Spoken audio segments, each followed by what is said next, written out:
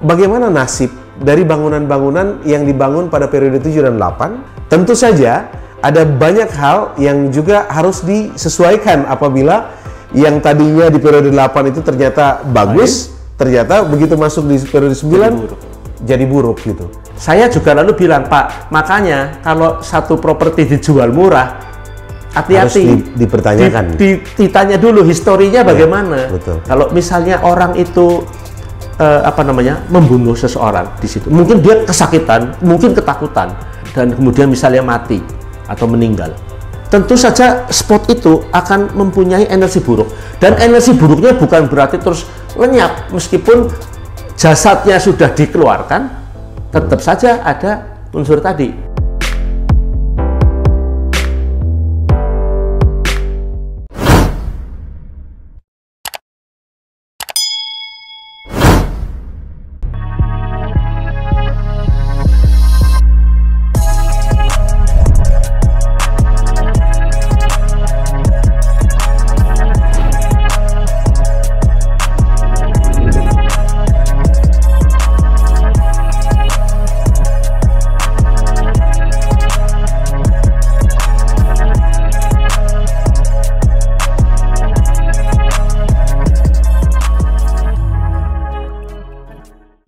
Apa kabar Sobat Iwa? Obral Properti kembali hadir di hadapan Anda dan kita masih membahas tentang Feng Shui bersama Bapak Mauro Raharjo, arsitek sekaligus praktisi Feng Shui. Apa kabar Pak Mauro? Kabar baik, terima kasih. Halo Sobat Iwa, kembali bertemu saya lagi, Feng Shui Mauro, yang dengan Iwa TV ini akan mendiskusikan Feng Shui periode 9. Baik, Sobat Iwa, dari episode-episode sebelumnya kita sudah mendengar tentang pergeseran dari periode ke-8 dan periode menuju periode ke-9. Dan 2024 adalah awal dimulainya periode ke-9 pada tanggal 4 Februari ya. 2024. Ya, 4 Februari 2024 itu dimulainya periode 9.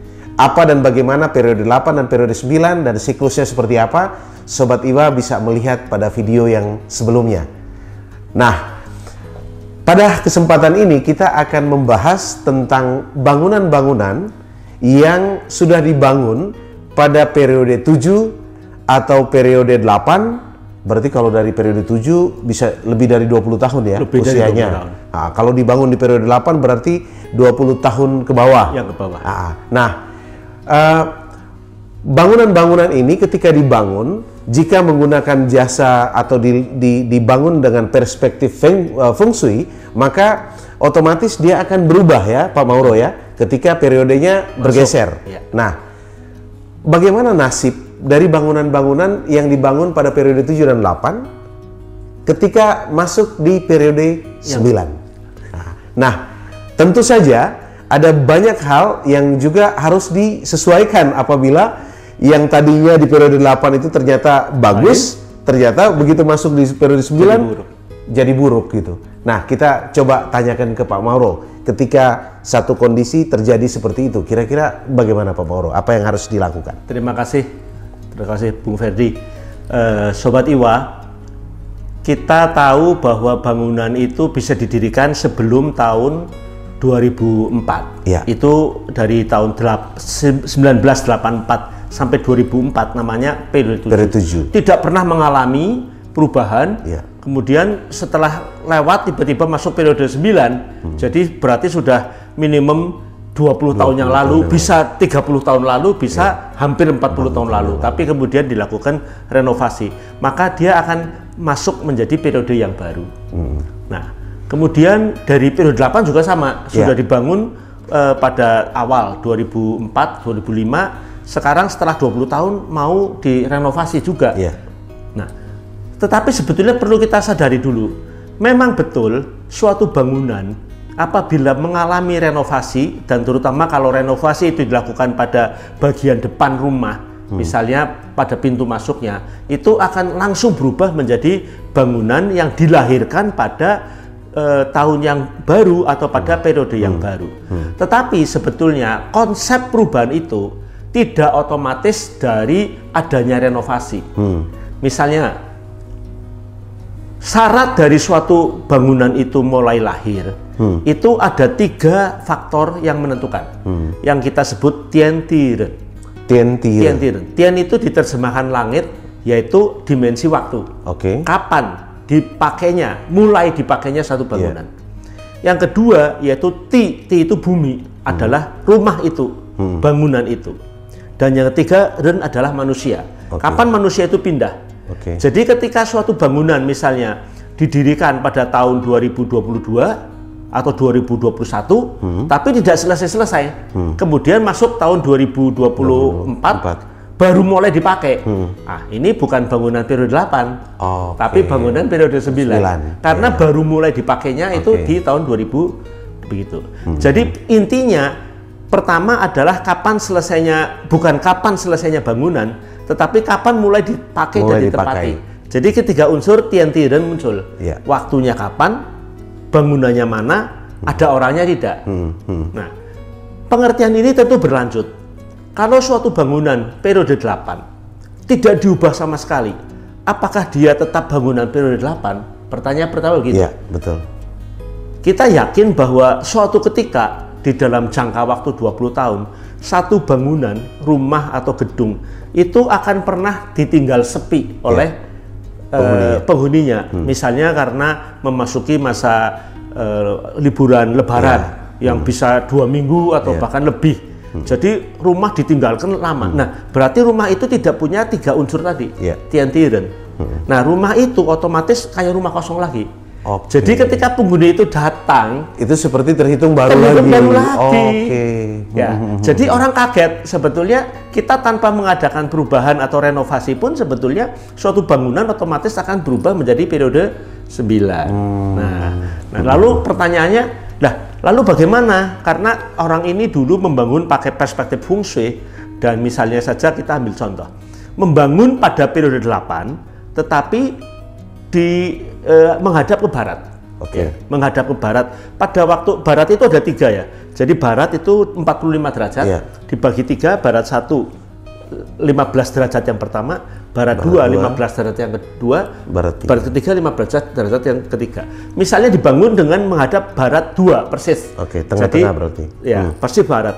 Maka kalau kita lihat pada konfigurasi bintang terbang periode 8 hadap barat 2, didapatkan 2 bintang 8 berada di depan. Double bintang 8. Ini dianggap baik sekali karena double bintang baik, double rezeki. Ketika masuk tahun 2024 atau setelahnya, bangunan itu mengalami perubahan periode karena ditinggalkan atau karena direnovasi. Kalau kita lihat konfigurasi bintang menghadap barat 2 periode 9, kita dapatkan di depan itu bukan lagi double 8, tetapi 4 dan 5. Dan 5 bintang apes, dan 4 bukan bintang yang terlalu baik. Nah, jadi kalau kita terjemahkan, bintang 4 itu adalah bintang asmara, bintang 5 itu bintang apes. Bisa aja kita artikan apes gara-gara asmara, rumah tangga.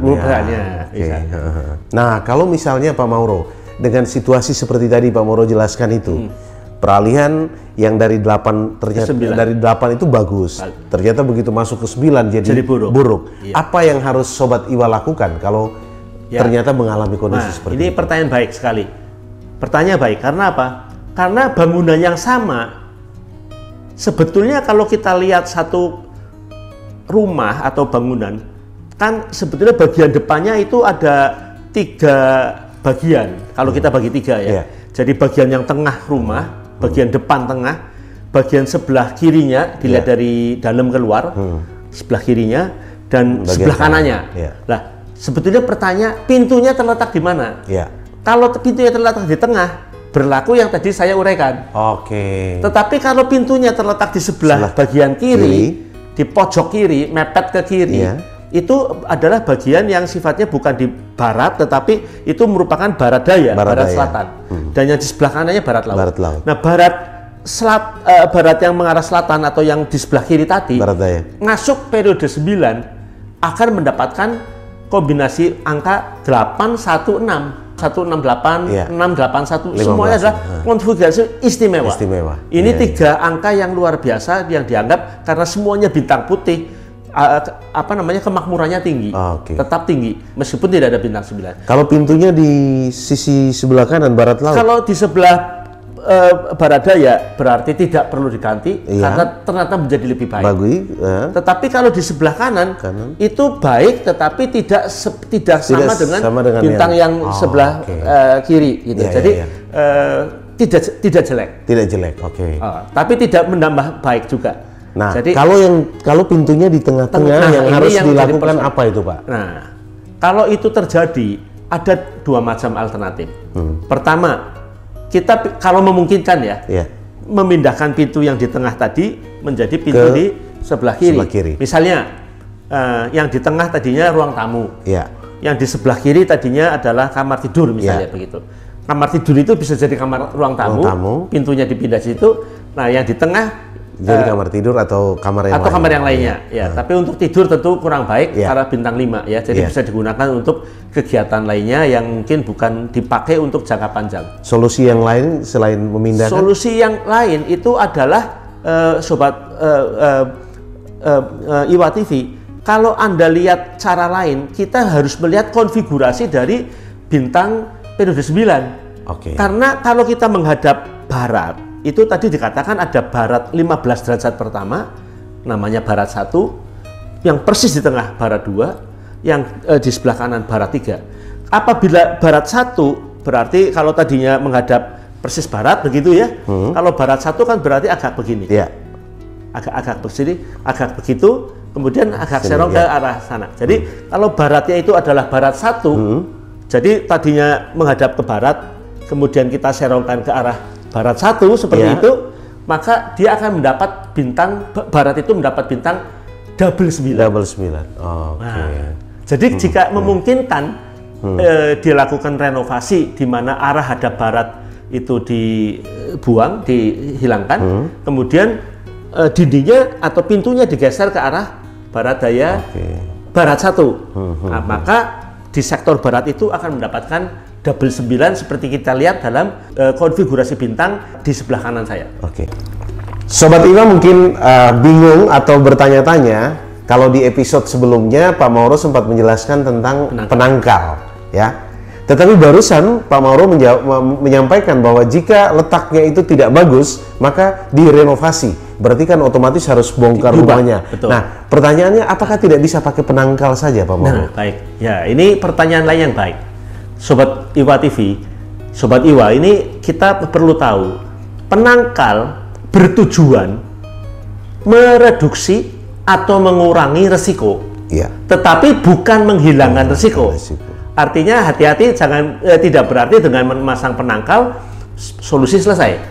Karena dengan memasang penangkal resiko buruknya berkurang. Tetapi setiap tahun kan terjadi juga kayak seperti kita masuki fungsi tahun 2024. Nanti masuk fungsi tahun 2025, 26 dan seterusnya, dan kita akan dapatkan suatu tahun di mana jatuh bintang yang buruk. Apakah bintang 3 atau bintang 5. Pada saat itu penangkal tidak bisa berfungsi. diandalkan lagi. Jadi resikonya tetap ada. Iya. Apa yang bisa dilakukan dengan benda penangkal itu tadi, yaitu mungkin pada tahun-tahun di mana kebetulan sektor barat sedang baik-baiknya, berikanlah penangkal karena peruntungannya tidak terlalu buruk. Iya. Tapi begitu masuk tahun tertentu, ketika bintang buruk datang, yaitu terutama bintang 5, bintang 3, dan juga bintang 7, yaitu kecurian tadi, nah maka tentu saja akan mengalami hal yang resiko yang tidak bisa digunakan penangkal. Betul. Ini yang jadi masalah. Jadi iya, Sobat Iwa, jadi sudah semakin paham kita bahwa penangkal itu bisa digunakan dalam pergeseran periode. Tetapi satu hal yang barangkali juga Pak Mauro, durasi waktunya kan 20 tahun ya. Betul. Jadi kalau cuma sekedar untuk pakai penangkal saja rasanya tidak maksimal manfaat atau peruntungan yang kita dapatkan. Karena sifatnya hanya mereduksi. Betul, karena sifatnya hanya mereduksi. Sehingga memang pilihan atau jalan yang terbaik adalah merenovasi dengan mengetahui lebih dulu konfigurasi posisi bintang dan posisi pintu rumahnya ya. Betul sekali, Pak Mauro ya. Betul sekali. Nah, Pak Mauro, satu lagi, jika bicara tentang konfigurasi bintang di dalam rumah atau di dalam hunian kita, apakah dia terpengaruh atau mendapatkan pengaruh juga dari unsur yang dimiliki oleh si pemilik rumah dan mungkin sio atau apapun, karena semua ini bagian dari feng shui juga. Bagaimana Pak Mauro? Ya, terima kasih. Baik Sobat Iwa, ini pertanyaan yang sangat menarik karena meskipun kita sudah melakukan satu upaya menata feng shui dari satu rumah sesuai dengan aturan-aturan yang tadi kita uraikan, tetapi juga pengaruh yang ada di dalam itu akan besar kepada sesuatu yang sudah baik. Ya. Umpamanya kita meletakkan benda runcing yang kira-kira merusak qi di dalam ruangan, yaitu ruangan di mana ketika pintu pertama dibuka terdapat suatu benda yang sifatnya merusak qi, ya, benda yang tidak beraturan, benda yang mungkin memang agak mengancam, atau mungkin ada, misalnya saya pernah melihat sebuah rumah dengan ada gambar macan yang habis makan mangsanya dan mulutnya berlumuran darah. Kalau saya lihat mengerikan sekali. Nah, itu tidak juga, bagus ya? Itu tidak baik gitu. Jadi meskipun sudah ditata baik, masih ada pengaruhnya. Itu pertama. Jadi benda-benda yang berada pada ruangan pertama kita masuk rumah, yang kita sebut sebagai ruang mingtang atau sebagai bright hall, yaitu ruang pertama ketika pintu utama dibuka. Itu apa yang ada di situ berpengaruh. Kedua, yang berkaitan dengan sio tadi. Jadi kita tahu barat itu adalah posisi, kalau barat persis, barat 2 tadi adalah posisi dari ayam.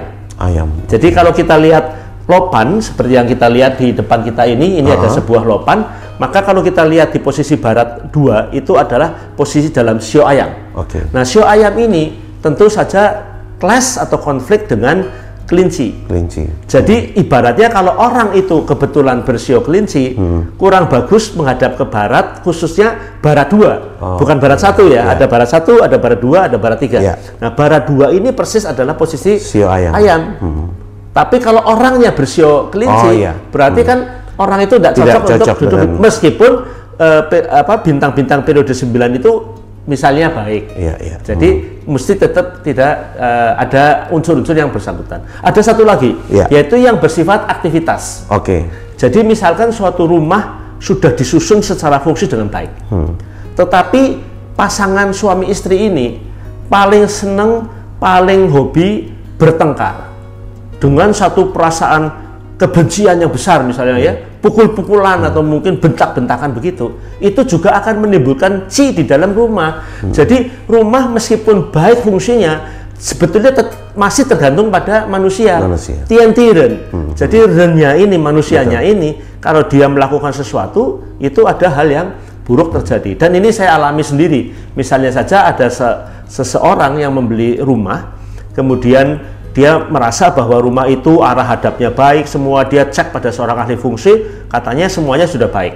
Tapi dia mengalami masalah buruk, yaitu bisnis besarnya itu gagal. 2 bulan berturut-turut gagal. Lalu dia kebetulan menghadap saya, apa yang salah dengan rumah ini? Padahal sudah saya konsultasikan dengan ahli fungsi lain. Saya datang dan saya lihat betul yang dikatakan oleh ahli fungsi sebelumnya.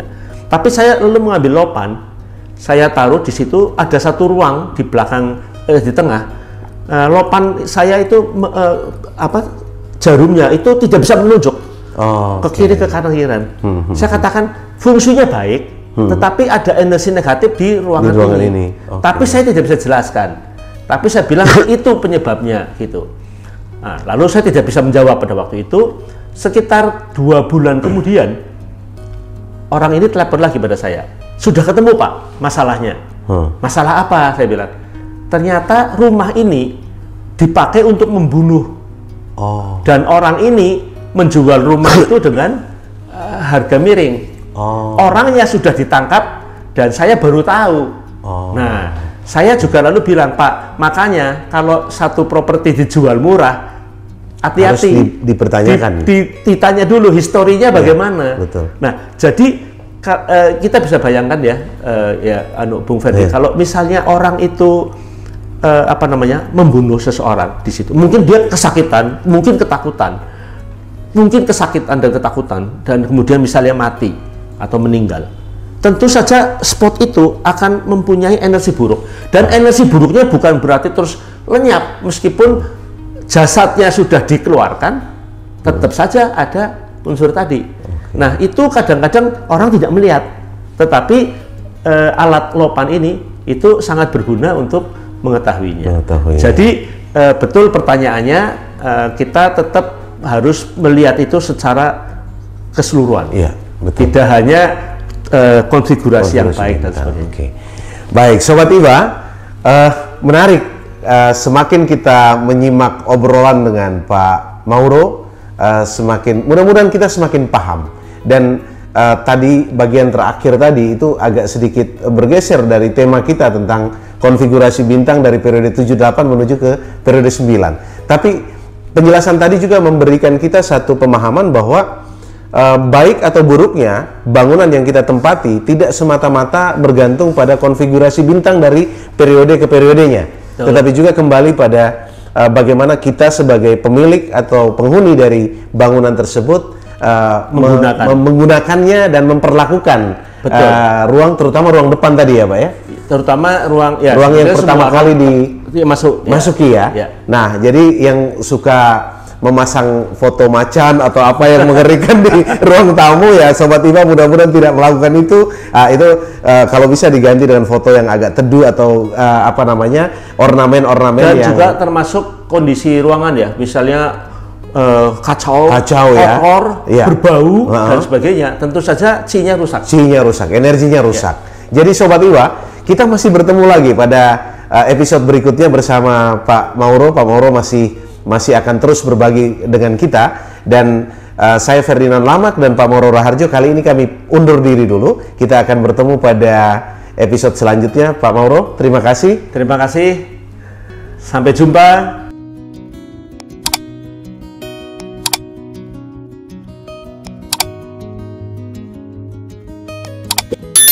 Jangan lupa subscribe, like, share, dan komen.